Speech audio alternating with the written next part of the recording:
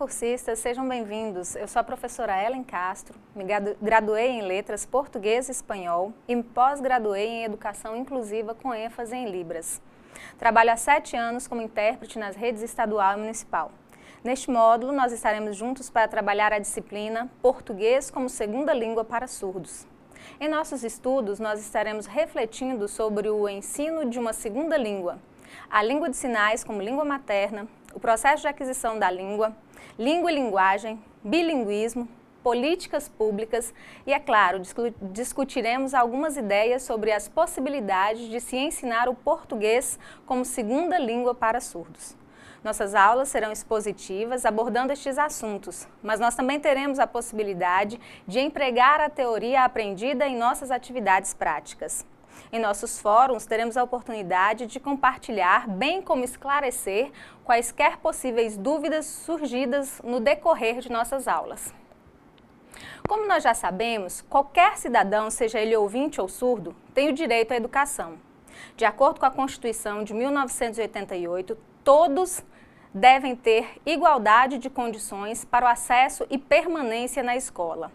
Todos têm o direito à liberdade de aprender, ensinar, pesquisar e divulgar o pensamento, a arte e o saber. Cabe aos sistemas de ensino viabilizar condições necessárias para o acesso destes alunos à educação ocorra de fato. Como já é de nosso conhecimento, o processo de ensino-aprendizagem do surdo tem suas peculiaridades. Os surdos serão alfabetizados por meio de uma educação bilíngue, que ocorre graças à coexistência de 2 línguas, a língua de sinais, que é uma língua visoespacial, e a língua portuguesa, que é uma língua oral auditiva. Vamos compreender isso? Quando nós falamos que o português e a Libras são línguas de modalidades diferentes, nós estamos falando da forma de produção e recepção dessas línguas. A Libras utiliza como canal ou meio de comunicação os movimentos gestuais e expressões faciais, que são percebidas pela visão. Então, ela é produzida no espaço e recebida pela visão. Por isso o nome visoespacial. Já o português serve-se de sons articulados pela boca que são percebidos pelos ouvidos. Então o nome oral, que vem de oralidade, de fala, auditivo, que vem de audição.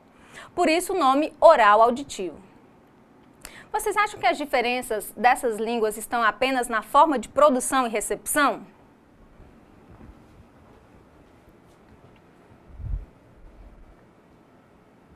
As diferenças entre ambas as modalidades não estão somente na utilização de canais distintos, estão também nas estruturas gramaticais de cada língua. Então, turma, através da língua de sinais que ocorre a interação social, cultural e científica da comunidade surda brasileira.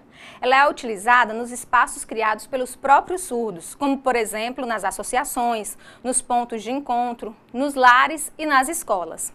Olhem que dado interessante. A maioria dos surdos, mais de 90%, cresce em famílias de ouvintes e tem acesso restrito a Libras. Essa realidade cria uma barreira de comunicação entre a família ouvinte e o filho surdo, dificultando o engajamento do surdo em práticas de socialização e construção de conhecimento. Sem o uso da linguagem em contextos naturais, a percepção das relações polissêmicas ou do dialogismo, os surdos acabam sofrendo prejuízos em seu processo de aprendizagem. Se o surdo não possuir contato com a Libras, isso causará um atraso de linguagem, o que prejudica os processos de categorização e outras competências cognitivas. Quando nós fazemos essas colocações, nós estamos pensando em uma forma de desenvolvimento da linguagem baseado nas situações de uso da língua. O que você quer dizer com isso, Ellen? O que isso significa? Gente, significa que nós precisamos oferecer ao surdo a oportunidade de estar e interagir com e no mundo. Ao aprender a língua natural, todos nós nos apropriamos da cultura, nos descobrimos enquanto sujeitos do discurso e percebemos a intencionalidade no outro. Com o surdo não é diferente. Seu desenvolvimento cognitivo, social e afetivo é parte inseparável do desenvolvimento da linguagem em suas experiências do dia a dia. Daí a importância da Libras na educação dos surdos. Quase que em paralelo com os estudos das línguas de sinais, iniciaram-se as pesquisas sobre o processo de aquisição da linguagem em crianças surdas, filhas de pais ouvintes. Essas crianças apresentam o privilégio de terem acesso a uma língua de sinais em iguais condições ao acesso que as crianças ouvintes têm de uma língua oral. No Brasil, a língua de sinais começou a ser investigada na década de 80, com Ferreira Brito. E a aquisição da língua de sinais no final dos anos 90 com Carnop e Quadros. Descobrir como as crianças adquirem a linguagem é uma questão relevante desde a antiguidade. Filósofos como Aristóteles e Platão, por exemplo, já demonstravam interessados em desvendar o mistério de como o ser humano é capaz de desenvolver a linguagem. Chomsky levanta a questão: como a criança, embora esteja exposta a um conjunto limitado de dados, é capaz de formular uma língua altamente complexa em um período bastante curto de tempo? Assim, de acordo com essa questão proposta, uma questão proposta por Platão, que se chama Problema de Platão, Chomsky observa que há certos aspectos do conhecimento e de nosso entendimento que são inatos, ou seja, que já nasce com o ser humano, já faz parte de nossa determinação genética e da nossa natureza. A interação entre os fatores ambientais, o lugar em que a criança está, as coisas que o rodeiam, lhe servem de referência. E os biológicos, essa predisposição humana para a aquisição da linguagem, explica o uso que a criança faz da linguagem. As crianças adquirem a linguagem sem nenhum tipo de esforço, sem instruções explícitas, em pouco tempo e da mesma forma em diferentes línguas. Todas as crianças parecem passar pelos mesmos estágios de aquisição. Por isso, nós compreendemos que existe um tipo de conhecimento que faz parte da natureza humana, que é o conhecimento linguístico. Várias pesquisas têm demonstrado que as crianças adquirem a sua língua materna com base na evidência positiva. O que é isso? A partir da exposição à língua que o cerca. Ela ouve ou vê a língua que está sendo usada em seu ambiente e, a partir dela, desenvolve a linguagem. A língua ou as línguas às quais a criança é exposta funcionam como uma espécie de gatilho que desencadeia a aquisição da linguagem. Como vimos agora há pouco, estudos sobre a aquisição da linguagem em crianças surdas começaram por volta dos anos 90 com Carnop e Quadros. Esses estudos concluíram que o processo das crianças surdas adquirindo a língua de sinais ocorre em período análogo, ou seja, semelhante à aquisição da linguagem em crianças que estão adquirindo a língua oral auditiva. O fato do processo de aquisição da linguagem ser concretizado por meio de línguas espaço-visuais exige uma mudança nas formas como essa questão vem sendo tratada na educação de surdos. As crianças com acesso à língua de sinais, desde muito cedo, desfrutam de possibilidades de adentrar ao mundo da linguagem com todas as suas nuances. As línguas de sinais são criações espontâneas do ser humano e se aperfeiçoam da mesma forma que as línguas orais. Como quaisquer línguas, elas são dinâmicas, estão em constante movimento, mudanças ocorrem com frequência, surgem termos novos para atender a novas necessidades, termos antigos caem em desuso. A língua de sinais é tão natural e complexa quanto as línguas orais. Elas dispõem de recursos suficientes para permitir aos seus usuários expressar-se sobre quaisquer assuntos. É muito comum grande parte dos ouvintes pressupor que a língua de sinais sejam versões sinalizadas das línguas orais. Muitos acreditam que a Libras é a versão sinalizada do português e que isso acontece nas demais línguas de sinais. No entanto, embora haja semelhanças ou aspectos comuns, devido àquilo que nós podemos chamar de transmissões linguísticas, que seria como se uma língua contagiasse a outra, as línguas de sinais são autônomas e não derivam das línguas orais. Elas possuem peculiaridades que as distinguem entre si e as distinguem das línguas orais.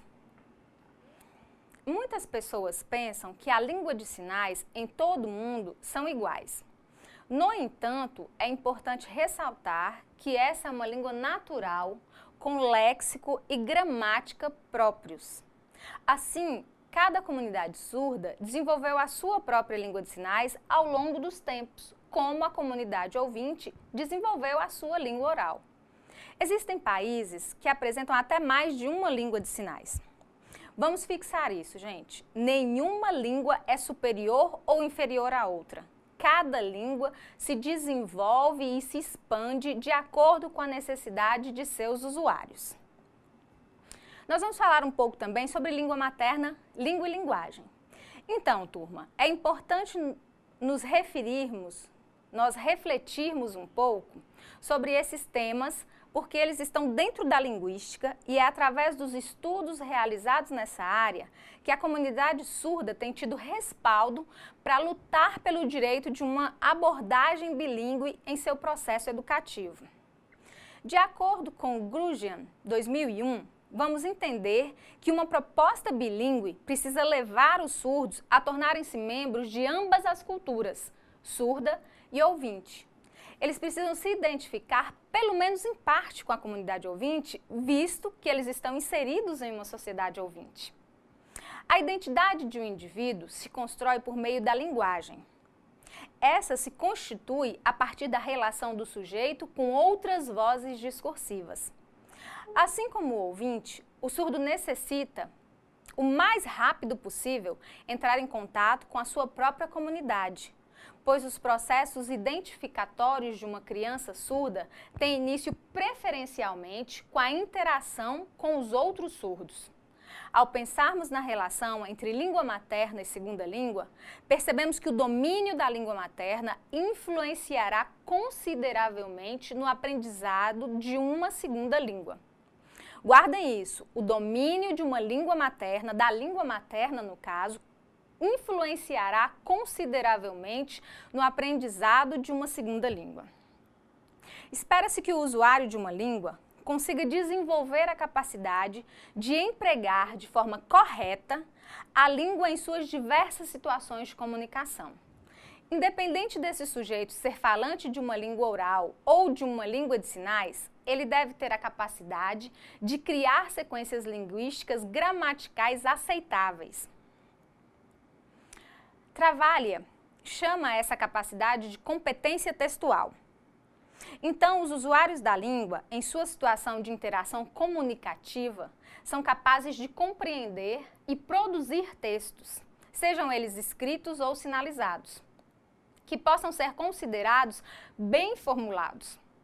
As pessoas geralmente usam a palavra linguagem em vários significados, em vários sentidos. Nós ouvimos falar de linguagem musical, linguagem corporal, linguagem de abelhas, mas em nossos estudos nós compreenderemos a linguagem como uma faculdade humana, ou seja, um sistema linguístico que é geralmente determinado para desenvolver-se em nós, seres humanos. Explorando essa linha de pesquisa, entendemos que a linguagem como um termo nós entendemos a linguagem como um termo mais abrangente, porque é usado para referir-se a linguagens em geral e é aplicado aos sistemas de comunicação, de acordo com Quadros e Carnop, 2004. Nós começamos a falar sobre os processos cognitivos referentes à linguagem e dentro da linguística nós temos vários autores que podem nos nortear. Vejam só, o autor gaúcho Geraldi nos apresenta 3 conceitos de linguagem. Primeiro, ele vê a linguagem como expressão de pensamento. Segundo, ele vê a linguagem como um instrumento de comunicação. Essa concepção está ligada à teoria da comunicação, que vê a língua como código. E a última concepção de linguagem nos diz que a linguagem mais que possibilita a transmissão de uma informação de um emissor, aquele que fala ou sinaliza, para um receptor, aquele que ouve ou visualiza. Mas a linguagem aqui é concebida principalmente como um lugar de interação humana. Sendo assim, a linguagem seria fruto da interação. Ela não poderia ser vista apenas como representação do pensamento, mas também como um processo de comunicação. Isso é uma peça fundamental para a interação entre os seres humanos. Chama-se de exterioridade sociohistórica e ideológica. Ela é influenciada pelo contexto linguístico e extralinguístico, pela ideologia e pela história. Não só a história oficial, mas também a história de cada indivíduo. Para Chomsky, o ser humano é capaz de distinguir se uma frase é bem construída e verificável em uma determinada língua, sem que tenha tido experiência de mundo específica para tal. Isso é, o indivíduo já possui da faculdade para a linguagem e, portanto, é capaz de reconhecer as regras gramaticais da língua pertencente ao ambiente linguístico no qual ele está inserido. Existiriam princípios universais na mente, os quais levariam a uma gramática universal, que determinaria a construção correta das expressões da língua. Sendo assim, o ser humano seria capaz de compreender condições ambíguas em certas sentenças ou de construí-las de certa maneira e não de outra maneira. As definições antes apresentadas se restringiam ao estudo das línguas naturais, orais, auditivas. Agora nós vamos ver o que nos diz os estudos de pesquisas linguísticas acerca de línguas de modalidade visoespacial. A linguagem é um dos meios fundamentais pelo qual o homem adquire conhecimento de mundo. Ao se analisar a história dos surdos através dos tempos, nós podemos notar que a visão que se tinha do indivíduo surdo é daquele portador de uma deficiência auditiva, independente da abordagem utilizada. Até os anos 50, as pesquisas realizadas com os surdos baseavam-se em avaliações psicométricas, e seus resultados seriam conduzidos para a ideia de que os surdos possuíam um menor nível intelectual e uma forma diferenciada de raciocinar em relação aos ouvintes. No término dos anos 60, ocorreu uma modificação do pensamento acerca da linguagem e da cognição da criança surda. Com os estudos de Furt, em 1966, concluiu-se que a surdez não está necessariamente ligada à falta de inteligência e que a competência cognitiva dos surdos é semelhante à dos ouvintes.